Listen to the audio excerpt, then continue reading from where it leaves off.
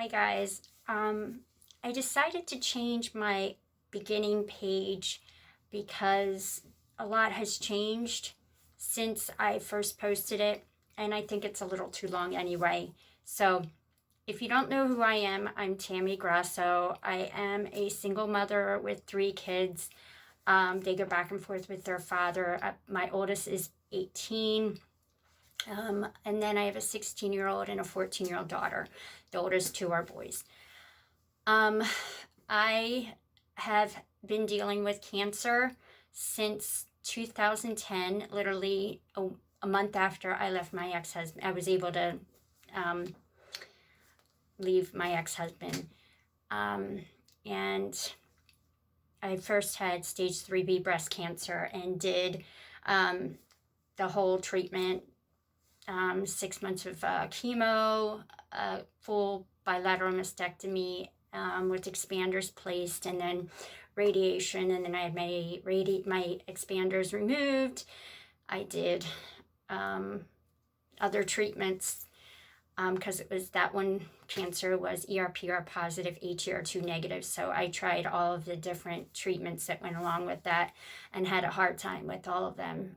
So I ended up deciding to give it over to God after trying all the tamoxifen and then having my ovaries and fallopian tubes removed. And so I went on to the aromatase inhibitors and gave them a try. After having a really difficult time, I gave it over to God. But I went back to work. I went back to school, and then I went back to work as a dental assistant, and I was doing really well for a few years. And then all of a sudden my blood levels started to go down, and I started to get sick a lot again. And I was missing a lot of work, so I talked it over with my boss and decided that I would leave, try to figure out what was wrong. And after about a month of trying to figure out, well, actually a few months of being sick and then being basically bedridden for another month, I found out that I had a extremely large tumor in my mediastinum and tumors in my lungs, and I had fluid around my lungs and fluid around my heart and in my lungs. I think that's how it was. I ended up in the hospital for a while, and after being misdiagnosed and on different treatments that weren't working, they finally sent my blood work out and to, I think, California, and they came back saying that it was a rare form of mediastinal melanoma. I didn't have any kind of a melanoma is supposed to be on my skin. I didn't find any, there was nothing on my skin. So they said it started in my mediastinum, which is rare. But that was like after trying all these treatments, and my doctor's like, well, let's treat this as melanoma. And there was a brand new treatment that came out, was immunotherapy, immunotherapy. And I did that treatment, and it got me basically from going too much to, like, I was dying. I knew I was dying. I was basically bedridden for that a long time. And then I started to see where I was able to walk and started to do more every day. And then we saw that the treatment wasn't growing or the cancer wasn't growing anymore. And basically I did 17 months of this immunotherapy every other week. The first one, I think I only had for a month. I had the maximum dosage of that one. The second one, I had a total of 17 months. Every other week I would go in. It was like chemo. I would go in, I would sit there, it would be infused in me, and then it was different when it came to the side effects. But once I got to know my side effect, what days I was gonna be sick, which days it was gonna be more painful, all those type of things, I got to kind of, in a normal life, living around that, knowing what to do on what days and what not to do. Until I had a scan that came back, and it said that there was more tumors growing in my heart, in both my hearts, in both sides. And about a week later, after that scan came and said that tumors were growing again, my daughter said she saw a bump on my chest wall. And that was getting bigger, and I didn't tell my doctor right away, but after about 2 weeks, she's like, did you tell your doctor it's getting bigger? And I saw it getting bigger. At first, I didn't even see it, and then I was able to see it, and then I was measuring it. I told my doctor, we got it scanned, we got a biopsy, and that turned out to be a totally different type of breast cancer.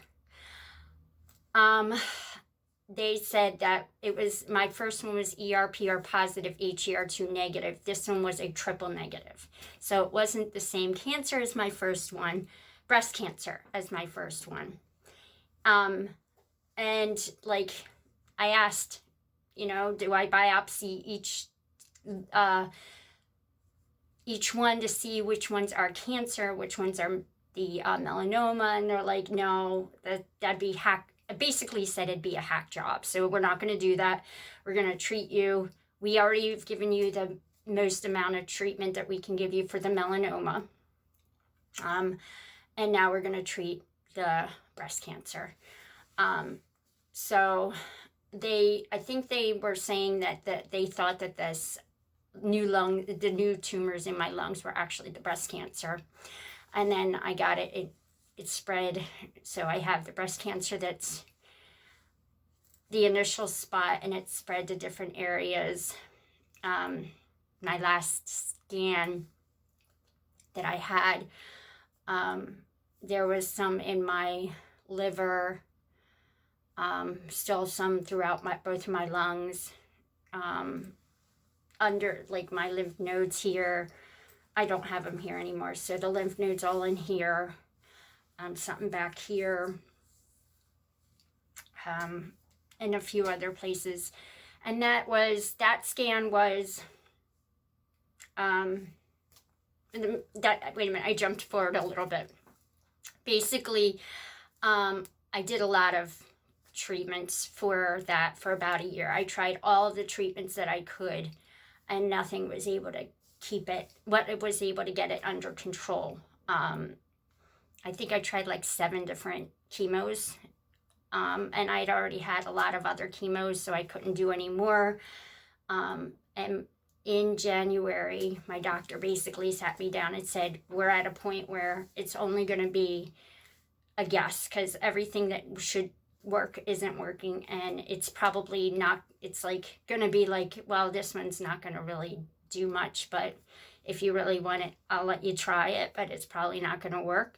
And I'm like, if there's any chance of it working, I want to continue. So I started on another treatment, another chemo, and it kept affecting my blood levels, and I kept getting sick. And it turned out that I had in the chest wall, it was a bump, and then after I had radiation, it ended up going like in, and it turned out into like a kind of a giant gaping hole sore. And it was getting bigger and bigger, and it ended up exposing my implant, and I had a bad infection, and so I had to go back into the hospital for them to treat the infection. I had double infection, and they had to remove my implant, and they told me at that point that they did not see me getting better. I couldn't have chemo with the infection. They didn't think the infection would get better, and they put me in hospice at that time. Hospice, though, was a great thing for me because it actually taught me how to properly treat my wound that was now large and get it from not being infected anymore. And it was still there. It's still there, but it's not infected. Well, it wasn't at that point. And I called my doctor and said, this was all during COVID, by the way. You told me that if it wasn't infected, that to give you a call, and maybe I could go back to treatment with the one treatment that I was doing. And I had made that phone call, and they called me back a few days later, and they said our treatment team said that your that treatment was affecting your blood levels so much that we don't think it's going to be a good idea for you to go back to treatment on that. And I'm like, I was devastated. But like literally within a day, my son came to me and told me to read this article about a medicine. And he said, I think this is that chemo that you had been following in the trial, you and your doctor. And I'm like, it can't be, because no trials are going right now during COVID. They've all been stopped. And he's like, just read it anyway. And I finally read it. And here they had approved it last year to not have to do, it was doing so good that they basically said that it didn't need to do the second year of the trials.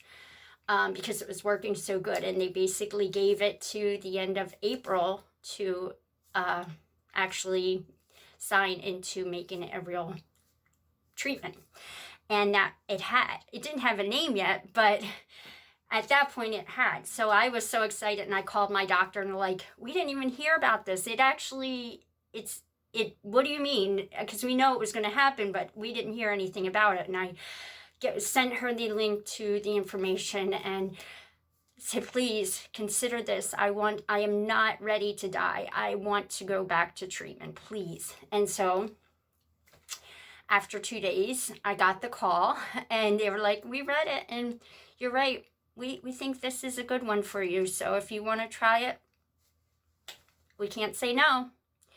So I ended up getting put on the medication. It has now been given a name. It's called Trodelvy. I don't know if I'm pronouncing it right, but it's called Trodelvy. And I was on the medicine as soon as insurance approved it, because at that point, no one had even tried to get an approval for the medication. It was literally like a week after it was approved, a week after it was given its name, that I actually started it. And it's not an easy medication. It has a lot of side effects, and I seem to be getting every one of them but the diarrhea, thank God. I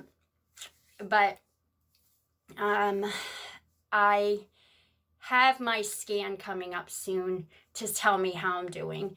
I did just have to take a break because I got what is that called? Not scabies. I had something that it's like if you had chicken pox when you were young.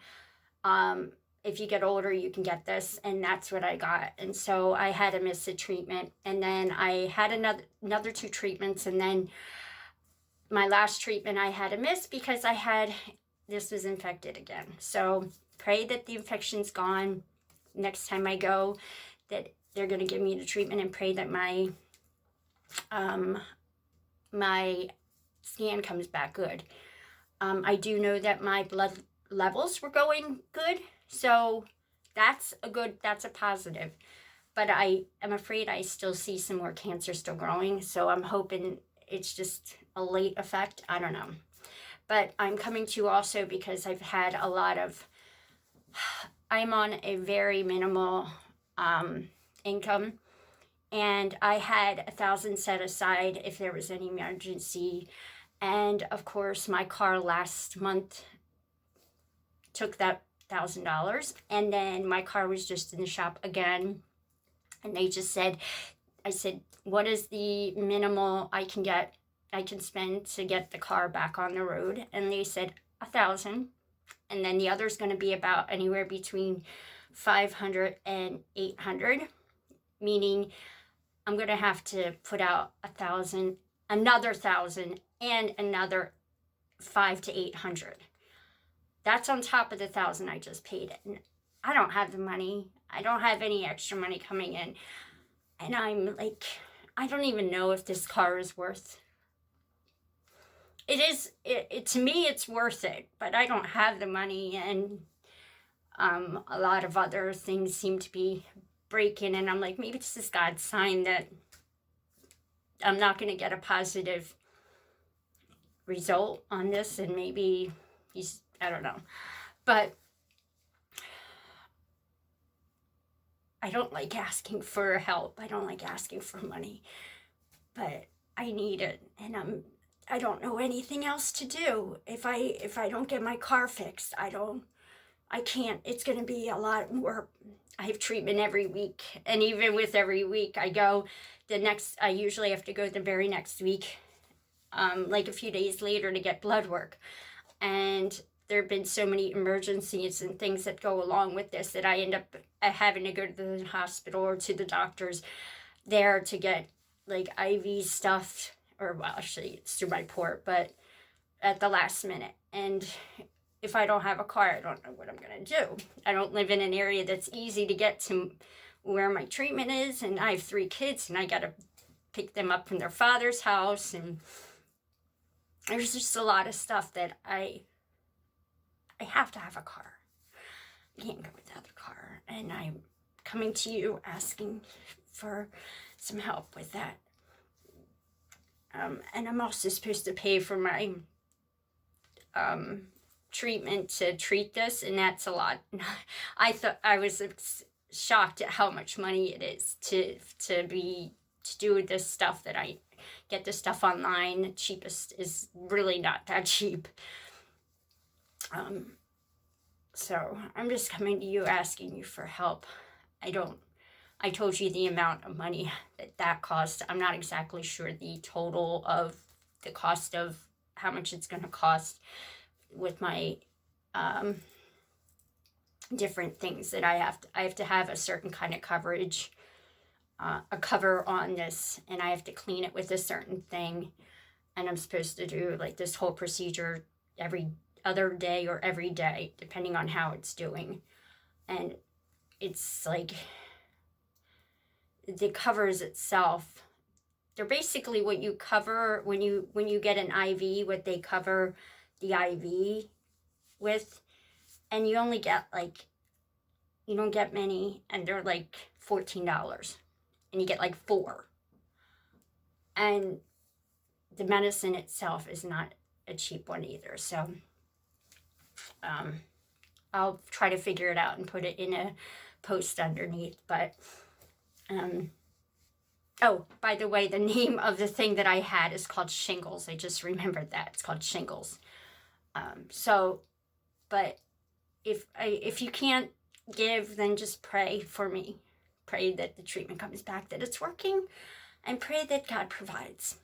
Because right now, a lot of things are breaking, and I'm not coming to you asking for prayer about the other thing. I'm asking for money for the other things, but it's just a lot of things are breaking right now, and I just need at least the car.